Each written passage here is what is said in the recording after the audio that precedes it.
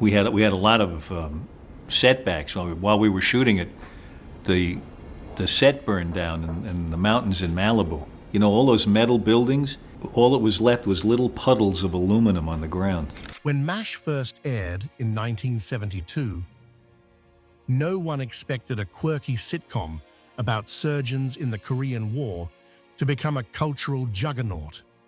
Yet over 11 unforgettable seasons, it redefined television, mixing biting humor, heartbreaking drama, and sharp social commentary. 20th Century Fox Studios, the end of the Korean War, the television version MASH. MASH became an American viewing habit 11 years ago, witty, irreverent, anti-war. Behind the laughter and the tears, the show built a legacy packed with fascinating stories and little-known secrets. Ready to discover the surprising truths that made MASH legendary? Let's dive into 20 mind-blowing facts. Number 1. The show outlived the war it depicted. Here's something wild. MASH ran for 11 seasons, which means it lasted nearly 4 times longer than the Korean War itself. The war spanned just 3 years, from 1950 to 1953, but the series stretched from 1972 to 1983, giving audiences over a decade of life inside the 4077th. That longevity wasn't about accuracy to the timeline, it was about connection. People tuned in, not for the battlefield strategies, but for the people, the humor, and the heartbreak. By letting the war become a backdrop, rather than the story itself, the show turned a brief conflict into a timeless stage for exploring human resilience, absurdity, and compassion. It's no wonder viewers felt like they were serving alongside Hawkeye and the gang. By the end, they'd practically lived a lifetime in Korea themselves. Number 2, the pilot was based on a movie, not just the novel. Most fans know MASH came from Richard Hooker's novel, but fewer realize the TV pilot leaned heavily on Robert Altman's 1970 film adaptation. CBS executives were hesitant.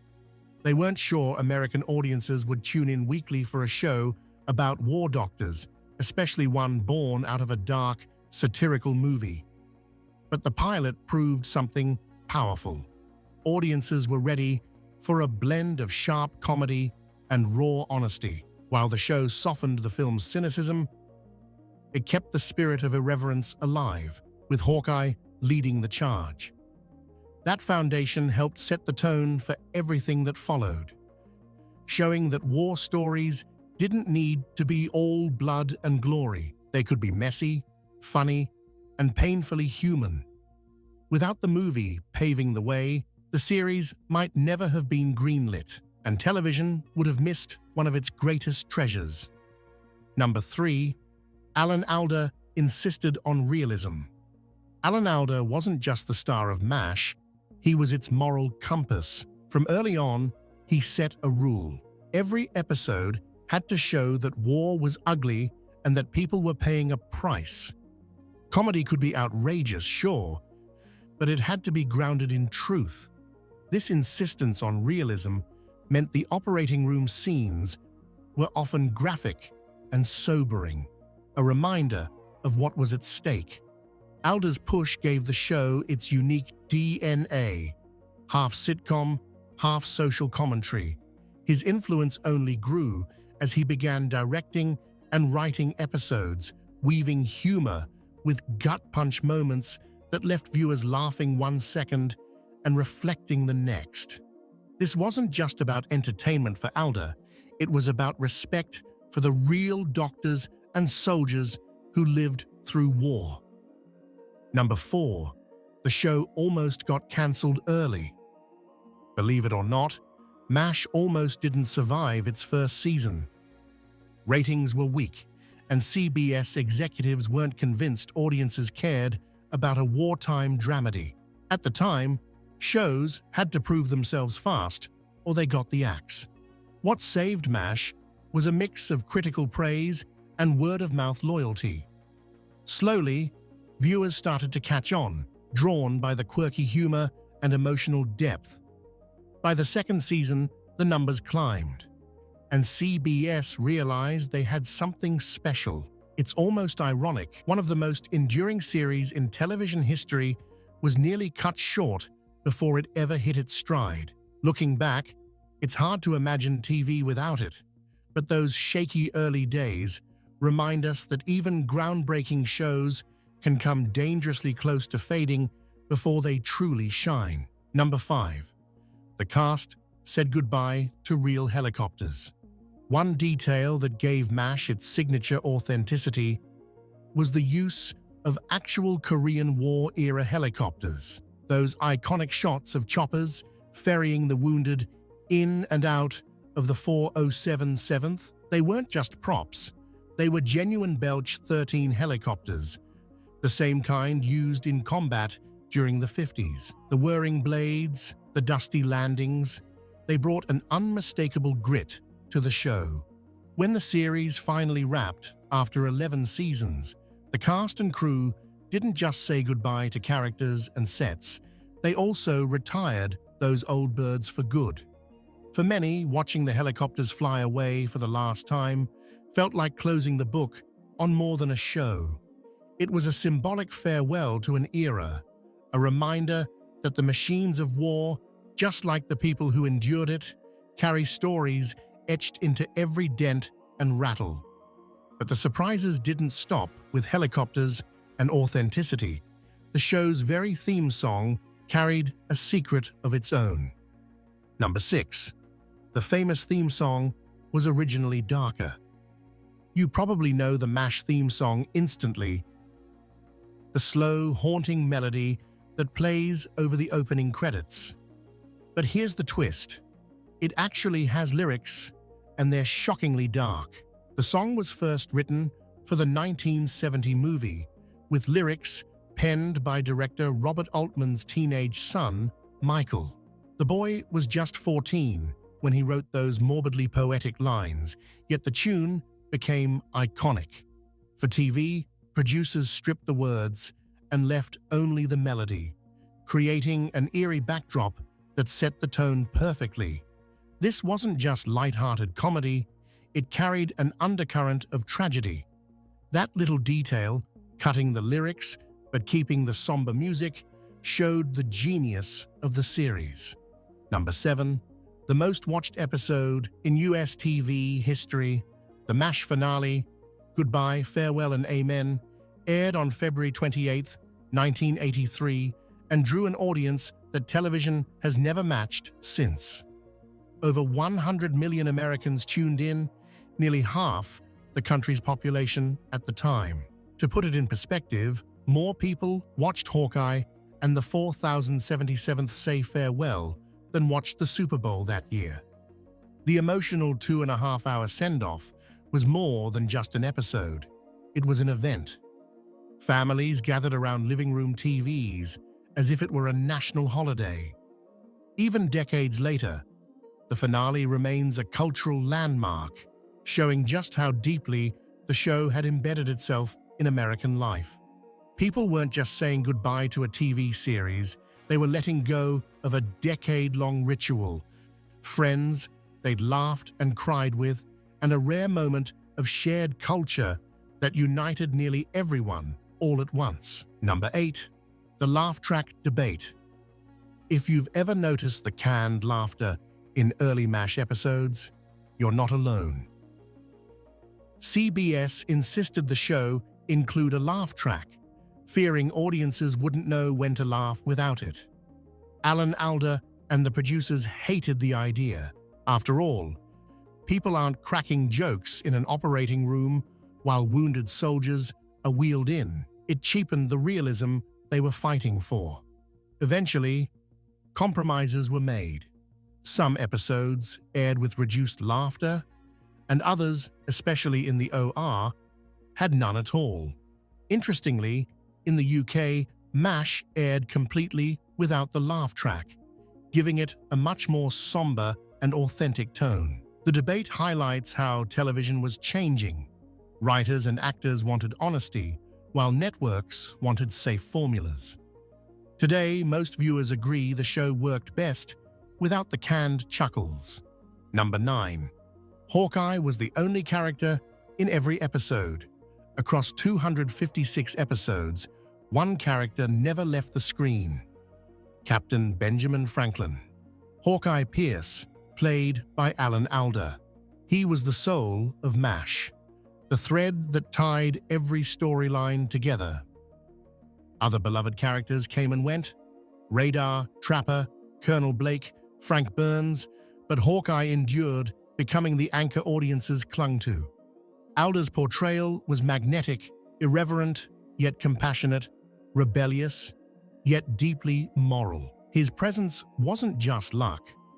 Alda was committed in a way few actors are. He even began directing and writing episodes, shaping the series as much off-camera as on it. By the end, MASH had become almost synonymous with Alda himself. Viewers didn't just watch Hawkeye. They trusted him, laughed with him, and leaned on him to make sense of the madness. Number 10. The show launched and reshaped careers. MASH wasn't just a show, it was a career launcher. Alan Alda became a household name, admired not only for his acting, but also for his later work as a writer and director. Loretta Sweet, who played the fiery Hot Lips Houlihan, broke stereotypes about women in uniform and went on to win multiple Emmy Awards. Jamie Farr, originally hired for a single episode as the dress-wearing Klinger, became a series staple and a fan favorite. And then there was Gary Berghoff, whose portrayal of Radar O'Reilly earned him acclaim for capturing both innocence and responsibility. Even when cast members left, they often carried the prestige of MASH into future projects. The show became a stamp of excellence in Hollywood, proof that you could balance comedy, drama, and cultural impact all at once. And speaking of little details, what's the story behind Radar's constant companion, his teddy bear? Number 11. Radar's teddy bear had a secret life. Radar O'Reilly, played by Gary Berghoff, was inseparable from his little teddy bear, a small, almost silly detail that added heart to the chaos of war. But that prop wasn't just a cute gimmick. The bear became a symbol of Radar's innocence, reminding viewers that even in a war zone, some part of him was still a kid, clinging to comfort. After the series ended, the teddy disappeared for years until it resurfaced in 2005 at an auction. It sold for nearly $12,000, proving just how much emotional weight fans attached to it. Think about that. An old, worn stuffed animal from a TV set became a priceless piece of television history. Number 12. Improvisation was common on set. For a show built on sharp scripts, MASH surprisingly relied a lot on improvisation. Actors were encouraged to riff, react naturally, and sometimes just let the moment breathe. Alan Alda, in particular, thrived on this freedom, tossing out quick quips that felt real because they were real. Some of the most authentic laughs and touching silences came from unscripted beats, where the cast trusted each other enough to go off-book. It gave the show a lived-in feel, like you weren't watching actors, but actual surgeons and nurses trying to survive the insanity of war. Even small gestures, like Radar's nervous habits or Klinger's over-the-top flourishes, were often improvised. That looseness blurred the line between fiction and reality, helping MASH feel less like a polished sitcom and more like a slice of life. Number 13. The Army didn't love the show's portrayal. While audiences adored MASH, not everyone was thrilled, especially the US Army.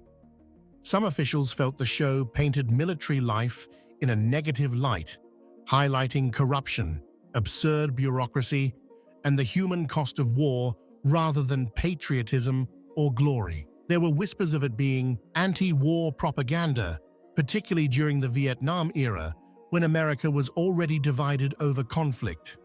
But that was the genius of MASH. It never waved flags or pushed agendas. It simply showed war through the eyes of the people stuck in it. By focusing on doctors and nurses instead of generals or politicians, the show humanized war's toll without glorifying the fight. And while the army may have bristled, millions of viewers connected with its honesty.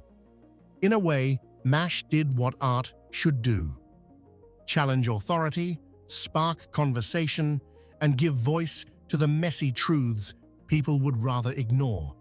Number 14. The set was destroyed by fire. In 1982, disaster struck the outdoor set of MASH when a California wildfire swept through Malibu Creek State Park. The flames destroyed much of the camp, including tents and props, threatening to derail filming. Instead of rebuilding everything from scratch, the producers decided to weave the destruction into the storyline. In the final season, the 4077th faces its own campfire, mirroring the real-life blaze. It was a rare case where life and art collided, and the choice added a layer of authenticity to the show's farewell. Watching beloved characters scramble to save what they could carried extra weight because behind the scenes, cast and crew had gone through the same experience. That blending of reality and fiction was pure MASH, turning tragedy into storytelling gold and reminding us that endings are rarely neat or painless. Number 15. The show pushed boundaries on sensitive topics. MASH might have looked like a sitcom, but it tackled subjects TV usually avoided in the 70s: racism, sexism, mental health, PTSD, sexual harassment, even corruption in the military. These weren't punchline material, yet the writers wove them into episodes with courage and care. Sometimes the topics were subtle, like Klinger's gender-bending outfits challenging stereotypes. Other times, they hit hard, like episodes dealing with psychiatric breakdowns or wounded soldiers questioning the meaning of their sacrifice.